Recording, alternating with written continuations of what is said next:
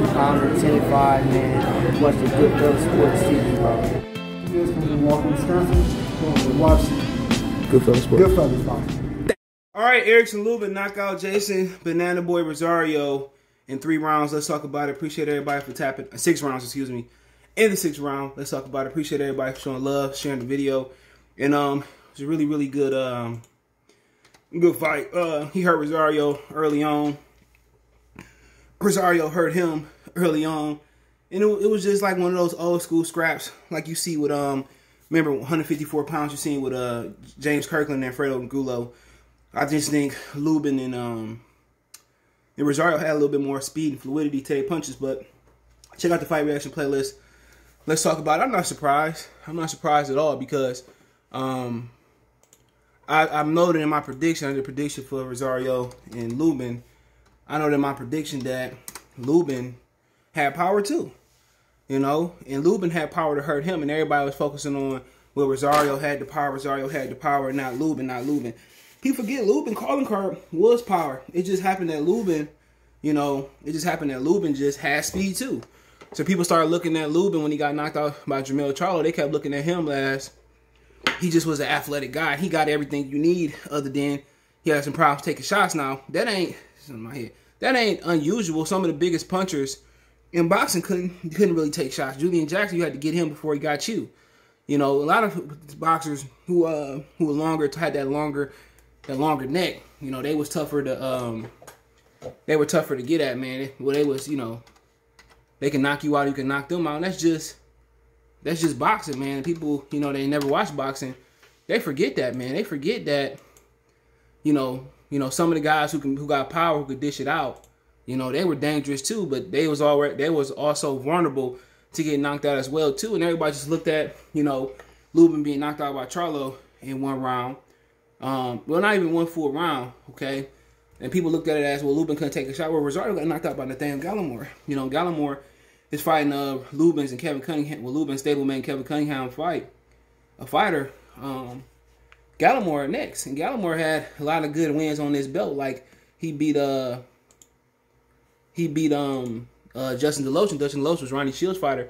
He's one of those fighters that's supposed to be the next top dog, you know, in the division. And, you know, Gallimore had a lot of upsets, and Gallimore was a good puncher. Now, that's why Gallimore going to keep getting fights, because he going to keep testing these prospects, man. And, you know, if you can't take a shot, Gallimore, you got to host your game, Gallimore going to expose your game. But, you know, remember, Gallimore stopped Rosario. So with this fight early on, I think the best thing what Lubin did was he kept a jab down Banana Boy throat, by Rosario's throat. And he had movement. He didn't stand in front of Rosario. Had he stood in front of Rosario, he gave Rosario a better chance to win. You got to give him a target that he hit. By Lubin sticking and moving, using angles, Rosario had to make the adjustments. And Lubin was throwing the 1-2. Kevin Cunningham say, you know, jab, scoot in, let their straight left hand go, come back with the right hook in. You know, I think, in my opinion, that was a great advice. But I think what worked for Lubin was when he stayed on top of that stick. When Lubin put that jab with that right hand, when he feinted, came back with the jab and feinted, that's what really made him dangerous. But I love this 1-2. I love his right jab with his left hand. And I just think he needed to loop it a little bit more around Rosario guard. But then Rosario kind of took the play, and Rosario pressure started to get Lubin. I think Lubin kind of let the gas off in that 3rd or 4th round, and he got caught. He got caught with something stupid. And like I said with Lubin always get caught kind of coming out or standing right in front of his opponent. And that's how Rosario got him. He stood in front of Rosario, you know, and, you know, Rosario caught him. I was trying to watch ESPN Plus on Lomachenko. But it won't let me watch ESPN Plus on my computer, and I'm logged in and everything. I always watch they 30 for 30s and stuff, man. That's wild, man, because, you know, you pay all that money for it and you can't watch it. You know, I gotta put my TV back down here, man. But hopefully my new house soon. Should just finish paying this one off. But you know, and I think Rosario took the play back, and Rosario adjustment that people really not going to talk about is Rosario started countering Lubin jab, even though Lubin took that 3rd or 4th round off. Rosario started, or whatever it was, the 5th round, Rosario started countering, coming over the top with that jab. And it wasn't nothing sexy. It wasn't nothing like flamboyant, but the thing about it was, you know, it was consistent, had great timing, and it caught Lubin, and that's why Lubin kind of stopped throwing his jab a little bit, man. And you know, that's just what it is. You know, he kept throwing that jab because Rosario was coming over the top. Then he made the adjustment. He started jabbing and probably walking to his left. Or excuse me, walking. He started walking away from that, from him coming over the top of his right jab. He started walking to his left, and I think that was a smart thing about it, man. I think when he started, you know, when he made the adjustment that Rosario couldn't, you know, jab, that jab opened up. That jab opened up for Rosario. It opened, you know, when Rosario started countering his jab, that opened up for him to start pressuring Lubin. You know, if you pressure nobody without a jab, it's hard to do, especially when Lubin had his pop in his jab. So what Rosario did, he started countering and coming over the top, a Lubin jab. And, you know, then Lubin, you know, so Lubin just started moving and, you know, covering up. And then once Lubin found out, if I walk to my left, you know, he said, you know, if I walk to my left, he can't come over the top as good. So he started jabbing, throwing his left hand. And once he kind of took away Rosario, oh, the Clippers came back. Once he took away Rosario jab, and you know, once Rosario couldn't take away Lubin jab, and then it was over with. And then Lubin started touching the body. And Lubin was touching the body here and there, but he was hurting Rosario, you know, with that jab to the body, left to the body. And then, you know, he would jab upstairs, and Rosario would tilt back like he do, and then he would jab upstairs and then go to the body, and then he hurt Rosario again, and then he started just digging to the body. You know, Rosario couldn't take a body shot, and everybody talking about, well, you know, Charlo landed a phantom punch on Rosario. Rosario went to sleep in that corner before Jamil knocked him out, and I think Lubin started to recognize that he was hurting him.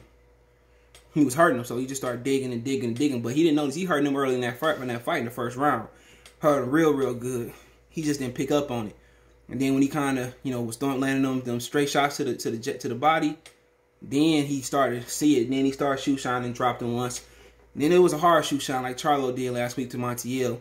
But the difference was Montiel was in better condition to take the shots, and Rosario wasn't. And for Rosario, you got to tip your hat to a solid for throwback fighter for getting knocked out in a unification bout with Jermell Charlo. Didn't make no excuses or nothing to my knowledge, and came back and fight a really good young champion in Erickson Lubin. And you know, you got to tip your head off to that, because Lubin can punch. Everybody talking about Rosario power, but you know, Lubin could really punch him. Everybody was focused on Rosario chin. Everybody's focused on Lubin chin. Rosario had been knocked out a couple times, and people got lost in that. And Lubin showed that he got all the talent in the world, but he's still kind of vulnerable a little bit. Telling y'all, when he pull out, he stand there. I don't know. He got his hands up. It's just something about him pulling out. I don't know, man. I got to work on him stepping onto the side. But shout out to Rosario Lubin. That was a WBC title eliminator, so he is the mandatory for whoever wins the WBC title between Jermell Charlo, who already had it, and Brian Carlos Castanos. But hey, let me know what you guys think. Check the fight reaction playlist out. Don't forget me on Facebook, Instagram, Twitter. You can reach out if you have a business question, inquiry, response to your video requests. All my social media links in the description. Reach out anytime. Shout out to everybody that hit me up for a link. Be nice if you niggas donate, because I gave y'all a link, man. I told y'all I was wanting people to donate. So Twitter is in the description. Facebook, Instagram, Facebook group link there as well too. Anytime you want to hit me up, need a link or something. Hit me up. Want to make a financial donation? Cash App CJGood313. That's in the description. PayPal link there as well too. That's for the donate. Share the video. One time for the one time. Good for the Sports TV. Check out the fight reaction playlist. Peace. All right, appreciate everybody for supporting the channel, man. Everybody that been here since day one. But if you want to continue to support the channel, you want to continue seeing me go to these fights, man, I appreciate if you do donate to the channel. Now you have several ways to donate, and you can like the channel, you can share the channel, you can subscribe to the channel. Most of you guys do that on everything. But financially, if I'm gonna go to Wilder Fury, Spence Pacquiao, and all the big fights, and I'm only entertaining going to the big, I'm only interested in going to the big fights, I'm gonna need you guys' support. You can reach me on Twitter, Facebook, Instagram, anytime for any, you know, advice, or you want to advertise your business on the channel. It's another way you help support the channel. I do want to work with businesses and all that. But if you want to make a donation, Cash App is CJGood313. That's in the description. PayPal link is in the description as well too. Appreciate it. Peace.